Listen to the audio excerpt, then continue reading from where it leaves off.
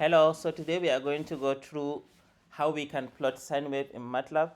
But before we jump into that, let us make some important definitions. So x is defined as the amplitude of the sine wave, and it gives the amplitude at each instant of time t. And the formula is S is equal to sine wt. So my w is the angular frequency, and it is defined as 2 pi frequency, where frequency is the number of complete revolutions per second made by the sine wave, and t is actually the length of time for which you want to plot your sine wave. So say I want to plot my sine wave to cover a period of 100 seconds.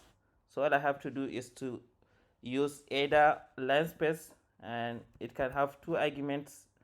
So it means the start point is 0, end point is 100 seconds. So if I give it two arguments, I will have 100 points between 0 and 100. But you can add a third argument for more precision or less precision. So if I want more precision, I give a value greater than 100.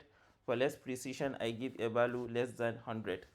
So the second method I can do that is just to define my t as 0 to 100.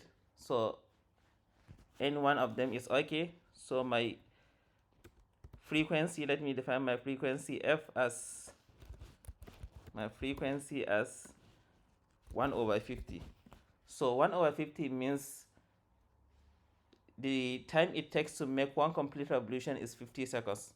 So if I put 1 over 20, it means the time it takes to make one complete revolution is 20 seconds. So 1 over 50. Therefore, my W from the previous definition will be 2 times pi times my frequency.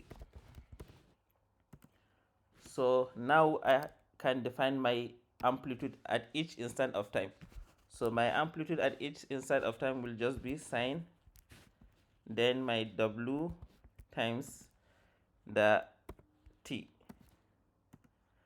So now I can have my plot. I can plot my amplitude against time. So time, then I have x. So you can see this is the plot of the sine wave, and it has a period of 50 seconds. It takes 50 seconds to make one complete revolution. If you want to learn how to plot multiple plots in a single plot in MATLAB, watch the video on the screen. Please like the video if you learned something, and subscribe to my channel for more interesting videos.